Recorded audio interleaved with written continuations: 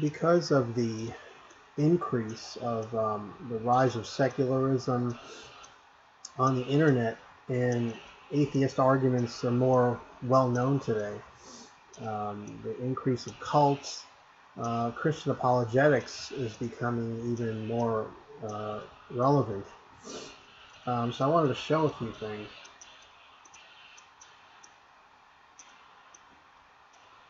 In 1 Peter chapter 3, verse 15, the scriptures tell us, it says, "Sanctify Christ as Lord in your hearts, always being ready to make a defense to everyone who asks you to give an account for the hope that is in you, yet with gentleness and reverence."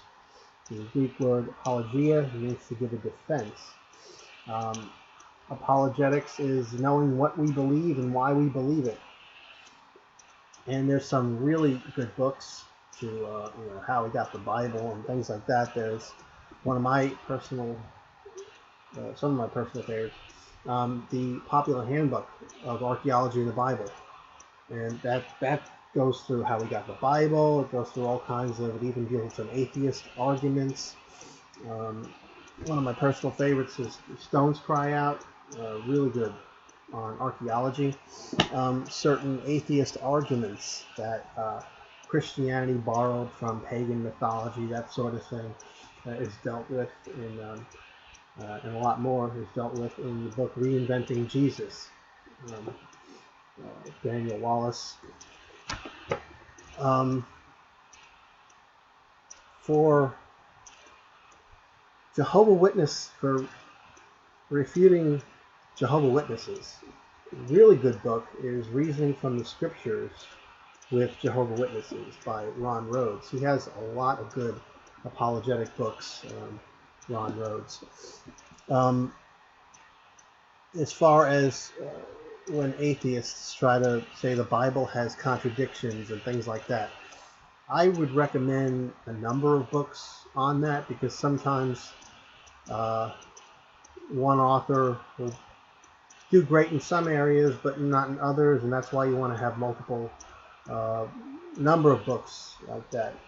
So the commonly misunderstood Bible verses by Ron Rhodes is good. There's the Encyclopedia of Bible Difficulties, Gleason Archer, and this book here, the name is changed. I think it's when critics asked by Norman Geisler, but I believe they changed the name to the Big Book of Bible Difficulties.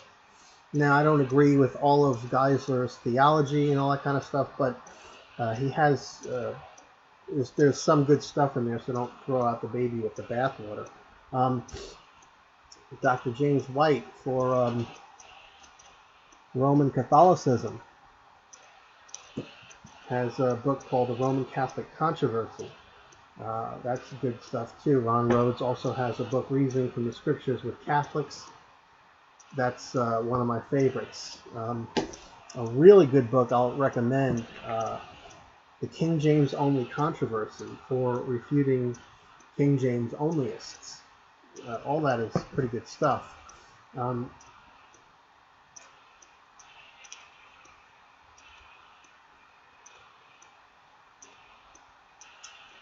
Your apologetics should come from your theology.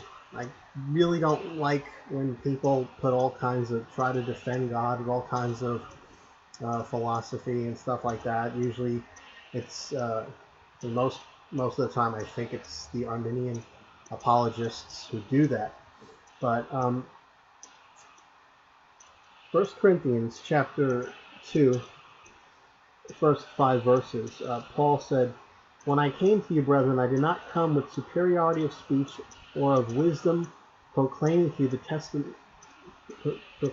testimony of God, for I determined to know nothing among you except Jesus Christ and Him crucified.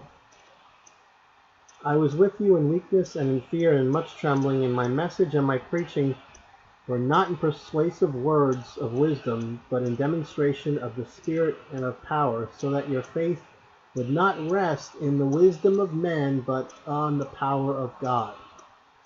Now, there are many different religions that include Jesus as cults. Mormonism is a cult.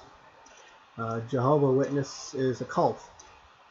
Islam it's a false religion. It has elements of the Bible, but it is a false gospel. Now, a distorted gospel doesn't lead a person to be saved. So, by understanding the truth and recognize it helps us to, it'll make us recognize error when we see error, when we see people believing in false doctrine.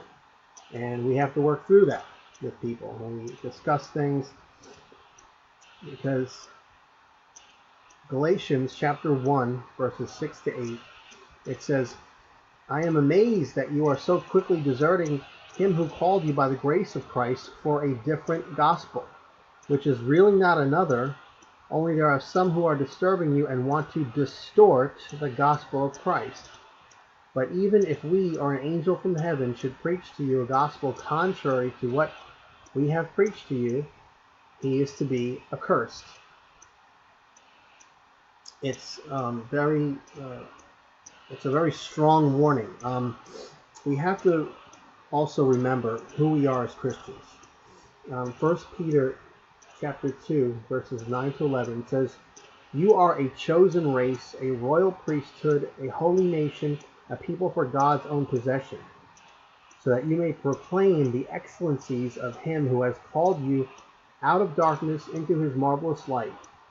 For you once were not a people, but now you are a people of God. You have not received mercy, but now you have received mercy. Beloved, I urge you as aliens and strangers to abstain from fleshly lusts which wage war against the soul.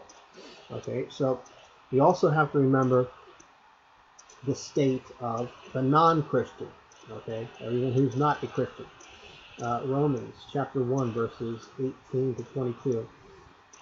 It says, the wrath of God is revealed from heaven against all ungodliness and unrighteousness of men who suppress the truth in unrighteousness.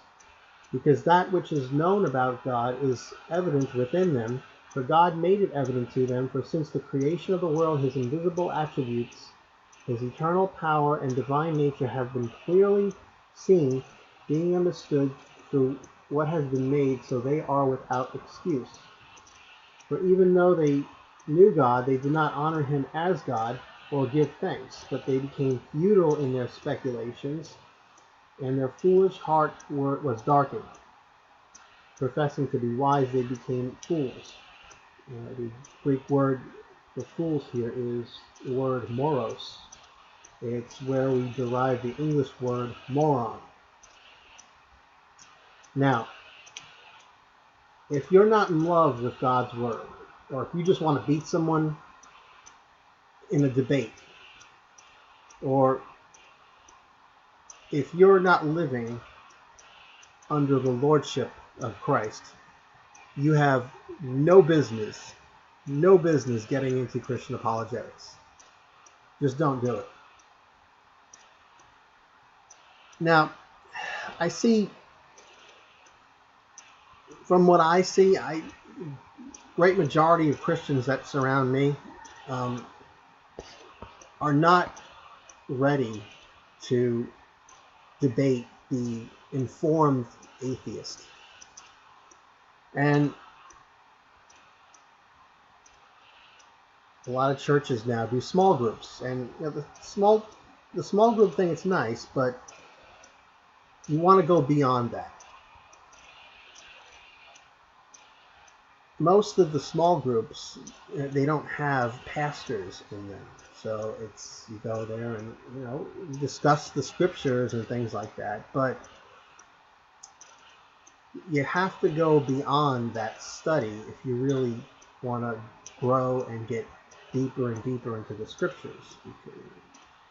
And apologetics requires, depending on how far you want to go with it, there's a lot of study there. You got to know the scriptures. You got to whatever cult you're dealing with. There's a lot involved. I highly recommend Dr. James White's ministry at aomin.org, aomin.org. Dr. James White is a Christian apologist who has had moderated debates with atheists, to Mormons, to Muslims, to Roman Catholics. A lot of his debates now are actually, his moderated debates are on YouTube. And he has a show called The Dividing Line. If you go to his website, scroll down, you'll see the latest blog articles, and it's The Dividing Line. You could either watch it from YouTube, it gets live streamed to YouTube, and it's definitely my favorite Christian program to watch. You learn so much, and you can watch Dr. White in action. And a lot of, like I said, a lot of his debates are on YouTube. Hope this was a bit helpful to someone out there.